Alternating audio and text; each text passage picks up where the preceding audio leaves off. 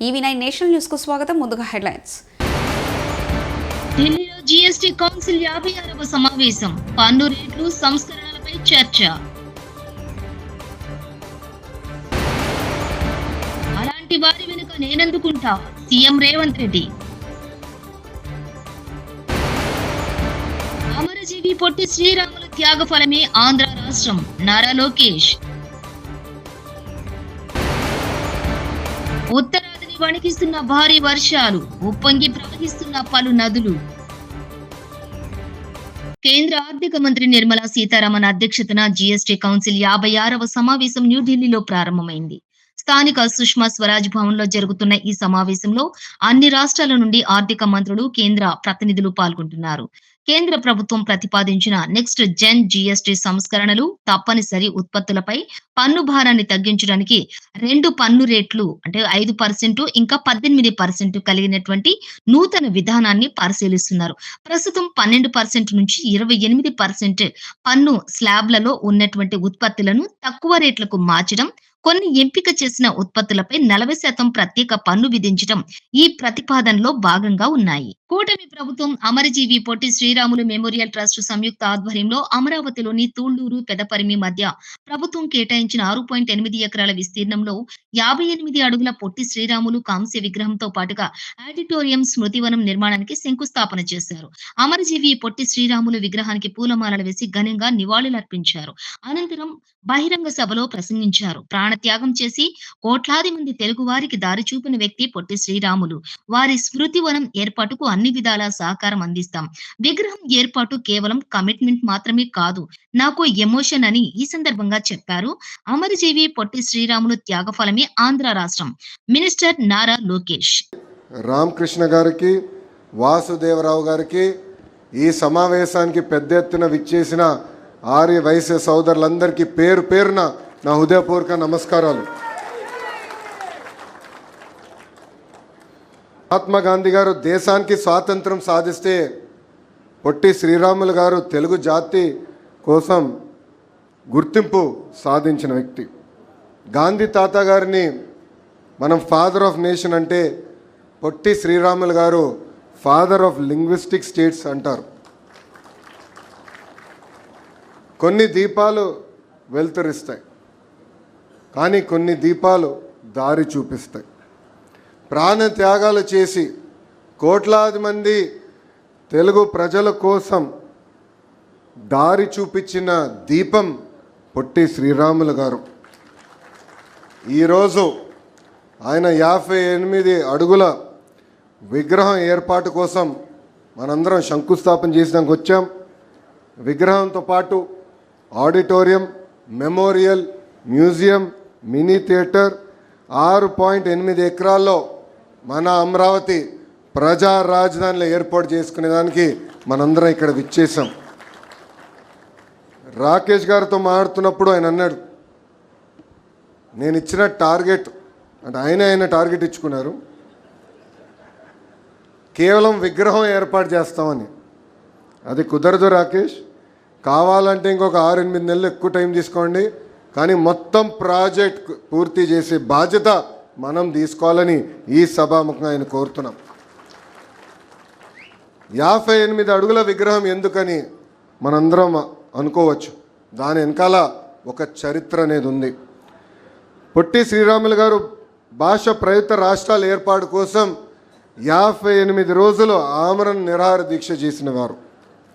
ఆయన ప్రాణ త్యాగాల వలనే ఆంధ్ర రాష్ట్రం అనేది ఏర్పడింది.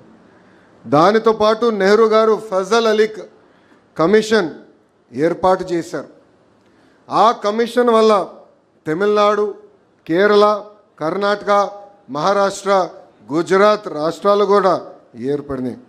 అంటే ఒక పొట్టి శ్రీరాములు గారి త్యాగం వలన ఒక ఆంధ్ర రాష్ట్రమే కాదు, భాష ప్రయుక్త రాష్ట్రాలు మన దేశంలో ఏర్పడినాయని ఒక్కసారి మనందరం గుర్తుపెట్టుకోవాలి. ఆయన అమర నిరాహార దీక్ష వలన దేశ రాజకీయాల్లోనే మార్పులు వచ్చినాయి. పొట్టి శ్రీరాములు గారు కేవలం భాష ప్రయుక్త రాష్ట్రాల కోసమే పోరాడలేదు. సమాజంలో ఏ మార్పు అయితే ఆశించారో దానికోసం అహర్నిశలు పోరాడిన వ్యక్తి. మన దళిత సోదరులు గుడిలోకి ప్రవేశం చేయాలి, ఆ అవకాశం కల్పించాలని పోరాడారు పొట్టి శ్రీరాములు గారు. అంతేకాదు వివిధ సామాజిక అంశాలపై ఆయన 5 సార్లు నిరాహార దీక్ష కూడా చేశారు. ఆయన ఏకంగా సాబరమతి ఆశ్రమానికి వెళ్ళి గాంధీ తాత గారి దగ్గర నుంచి అహింసని ఆయుధంగా తయారు చేసుకున్నారు. గాంధీ తాతనే చెప్పారు, పొట్టి శ్రీరాములు లాంటి 10 మంది ఉంటే చాలు భారతదేశానికి స్వాతంత్రం 1 సంవత్సరంలోనే వచ్చేదని.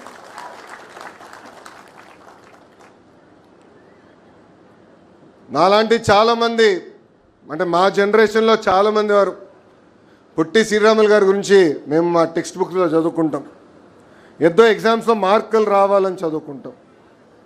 కానీ దాని వెనకాల ఎంత ఆలోచన ఉంది, ఆయన చేసిన కార్యక్రమాల వెనకాల ఎంత త్యాగం ఉందో మనందరం చూడం. మనం చాలా నేర్చుకోవాలి. నమ్మకున్న సిద్ధాంతం కోసం ఆయన జీవితం పోగొట్టుకున్న వ్యక్తి. ఈరోజు 1 మార్కు తక్కువ వస్తే ఆత్మహత్యలు చేసుకునే రోజులు, లేదంటే జీవితంలో ఒక ఎదురు దెబ్బ తగిలితే కుంగిపోయే రోజు. పొట్టి శ్రీరాములు గారి దగ్గర నుంచి మనం నేర్చుకోవాల్సింది ఒక పట్టుదల, ఒక కమిట్మెంట్. ఏమైనా సాధించాలనుకుంటే మనం తొలి అడుగేస్తే సమాజం మొత్తం మనతో వస్తుంది. మనందరం ఈరోజు ఒక వీడియో చూసాం. ఆ వీడియోలో చాలా స్పష్టంగా పొట్టి శ్రీరాములు గారి దీక్ష కూర్చున్నప్పుడు చాలామంది రాలేదు. కానీ ఎప్పుడైతే ఆయన ఆరోగ్యం క్షీణిస్తూ మొదలుపెట్టిందో 30 రోజుల నుంచి పెద్ద ఎత్తున మొత్తం ఆంధ్ర రాష్ట్రం ఆయన వెనకాల నడిచింది. చివరికి అంత్యక్రియలు కూడా ఎవరిని రానికుండా చేస్తే ఆనాటి పెద్దవాళ్ళు వెళ్ళి చేసే పరిస్థితి. ఇన్ని దశాబ్దాలైనా ఈరోజు మనం ఆయన్ని గుర్తు చేసుకుంటున్నామంటే ఆయన చేసిన త్యాగమని ఈ సభాముఖం మీ అందరికి నేను తెలుపుతున్నా. అందుకే మనం ఏ కార్యక్రమం చేసినా ఆయన ఒకసారి గుర్తు చేసుకుని చేయాలి. బయటికి అడుగుపెట్టి ఇది సాధించాలనుకున్నప్పుడు ఆయన్ని స్ఫూర్తిగా తీసుకుని మనం అనుకుంది సాధించాలని ఈ సభాముఖంగా మిమ్మల్ని అందరినీ నేను కోరుకుంటున్నా. అంతేకాదు, దేశంలో బీజేపీ కాంగ్రెస్ కత్తులు దూసుకుంటే తెలంగాణలో బీజేపీ కాంగ్రెస్ నాయకులు కలిసి తిరుగుతున్నారు. రాహుల్ గాంధీ ఏమో సిబిఐ మోడీకి జేబు సంస్థ అంటాడు. రేవంత్ రెడ్డి ఏమో సిబిఐ మంచి సంస్థ అని వాళ్లకు విచారణను అప్పగిస్తున్నాడు. కేటీఆర్ కాంగ్రెస్ పార్టీ దుమ్మెత్తి పోస్తుంటే సిబిఐ, ఈడీ, ఐటీ మీద ఇక్కడ ఉన్న రేవంత్ రెడ్డి గారు మాత్రం లేదు లేదు సిబిఐ చాలా అద్భుతమైన సంస్థ, చాలా గొప్ప సంస్థ, వాళ్ళకే ఇస్తానని చెప్పి ఇస్తే ఏం అర్థం చేసుకోవాలి మనం? దీని వెనుక ఉన్న రాజకీయం ఎట్లా అర్థం చేసుకోవాలి మనం? ఇవాళ తెలంగాణ పచ్చబడుతుంటే కొంతమంది కళ్ళు ఎర్రబడుతున్నాయి. నచ్చట్లేదు వాళ్ళకి, వాళ్ళ కడుపులో ఎక్కడో దేవినట్టు అవుతున్నది. ఎందుకంటే తెలంగాణ బాగుపడుతుంటే, కేసీఆర్ గారి నాయకత్వాన్ని ప్రజలు ఆమోదిస్తుంటే, ప్రజలు అనుక్షణం గుర్తు చేసుకుంటుంటే వాళ్ళకి నచ్చట్లేదు.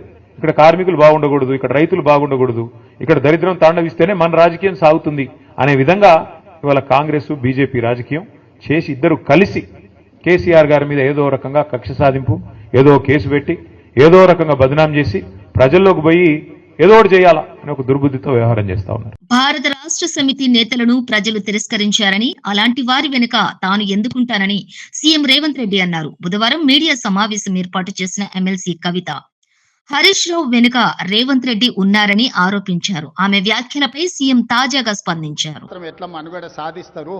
ప్రకృతి అనేది ఉంటుంది, ఆ ప్రకృతి శిక్షిస్తుంది. ఏ పరిశ్రమ వచ్చినా మొట్టమొదట పాలమూరు జిల్లాలోనే పెట్టేటందుకు నేను వాటిని పంపిస్తాను. కుర్చీలో కూర్చున్నది మీ వాడు, మీ సోదరుడు. ఏ వచ్చినా మొదటి ముద్ద పాలమూరు జిల్లాకే పెడతాను. ఇది నా బాధ్యత, నా నైతిక ధర్మము. అది చిన్నదా పెద్దదా కాదు, ఏదైనా మొదటి ముద్ద పాలమూరు బిడ్డలకు పెట్టాల్సిన బాధ్యత నా మీద ఉన్నది. ఎవరు ఏమనుకున్నా అన్ని పాలమూరు జిల్లాకే తీసుకెళ్తున్నాడని మా మంత్రివర్గంలో మిగతా మంత్రులు అనుకున్నా పర్వాలేదు, ఖచ్చితంగా మన జిల్లాకే తెచ్చుకుంటాం. భారత ఆంధ్ర రాష్ట్ర సమితిలోని కొందరు తనపై పనిగట్టుకుని దుష్ప్రచారం చేశారని కల్వకుంట్ల కవిత ఆరోపించారు. మాజీ మంత్రి హరీష్ రావు, మాజీ ఎంపీ సంతోష్ ను ఉద్దేశించి ఆమె ఈ వ్యాఖ్యలు చేశారు. బీసీల అంశంపై మాట్లాడుతుంటే పార్టీకి వ్యతిరేకంగా మాట్లాడుతున్నట్లు చిలువలు పలువలుగా ప్రచారం చేశారు. నేనేమైనా తప్పు మాట్లాడానా? సామాజిక తెలంగాణ బీఆర్ఎస్ కి అవసరం లేదా? బంగారు తెలంగాణ అంటే హరీష్ రావు, సంతోష్ ఇళ్లలో బంగారం ఉంటే అవుతుందా? నేను రామన్నను గడ్డం పట్టుకుని అడుగుతున్నా. ఒక చెల్లిని, మహిళా ఎమ్మెల్సీని నాపై కుట్రలు జరుగుతున్నాయని గతంలో తెలంగాణ భవన్ లో ప్రెస్ మీట్ పెట్టి చెప్పా.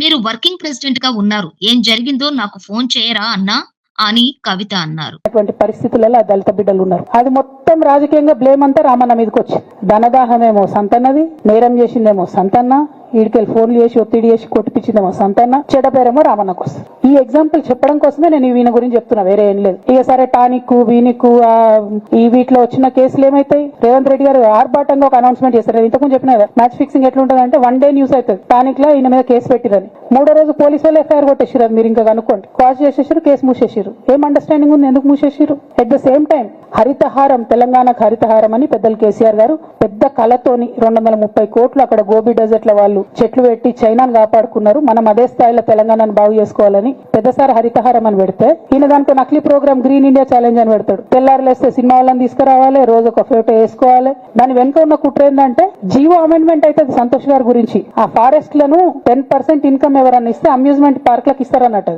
దానికోసం జీవో అమెండ్ అవుతుంది. దానికి ప్రభాస్ గారిని, చిరంజీవి గారిని, అనేక మంది సినిమా స్టార్లను మోసం చేసి వాళ్ళని తీసుకుపోయి వాళ్ళతో ఫోటోలకు పోజులు ఇప్పించి ఫారెస్ట్ లను కొట్టేయాలని ప్లాన్ అయినది. ఇక ఈయనకి 2-3 మనుషులు ఉంటారు సంతనకి. ఆయన పోచంపల్లి శ్రీనివాస్ రెడ్డి అని ఎమ్మెల్యే. ఇది నాకు విషయం ఎవరు చెప్పారు అంటే మన పల్లరాజేశ్వర రెడ్డి అనే చెప్పిండు. మీకు ఏమైనా డౌట్లు ఉంటే ఆయన అడగొచ్చు. ఈ పోచంపల్లి శ్రీనివాస్ రెడ్డి అనేట ఆయన వరికోల్ అనే ఊరు, సామాన్య కుటుంబం, మధ్యతరగతి కుటుంబం. ఇవాళ అక్కడ ఆయన శ్రీమంతుడు అని పిలుస్తారు పోచంపల్లి శ్రీనివాస్ రెడ్డి గారిని. ఇక్కడ నాకు పల్లరాజేశ్వర రెడ్డి గారు చెప్పిన సమాచారం ప్రకారం మోకిల్లాలో mega Srinivas Reddy, mega company ఉంది కదా, ఈ కాళేశ్వరంలో అవినీతి చేసిన mega company plus Pochampally Srinivas Reddy గారు కలిసి 750 కోట్ల విల్లా ప్రాజెక్ట్ చేస్తున్నారు మోకిల్లాల. ఏడుకేళ్ళు వచ్చినాయి అవి, అవినీతి డబ్బులు కాదా? ఎట్లా వస్తాయి? ఎవరైనా who is this Pochampally Srinivas Reddy? Santosh Rao classmate. అది తప్ప ఆయనకున్న అర్హత ఏం లేదు. ఆయనకి ఎమ్మెల్సీ వస్తుంది, కాంట్రాక్ట్లు వస్తాయి, ఇంకేందో వస్తాయి. అట్లానే నవీన్ రావు అని ఇంకొక ఎమ్మెల్సీ ఉంటాడు. ఆయన డైరెక్ట్ గా మా ముఖం పట్టుకుని అందరి ముంగట అంటాడు, నాకు ఎమ్మెల్సీ ఇచ్చింది కేసీఆర్ గారైనా నాకు దేవుడు సంతోష్ అంటాడు ఆయన. నిన్న మొన్న వాళ్ళ ఫాదర్ ని పట్టుకున్నారు పేకాటల. ఏమైంది కేసు?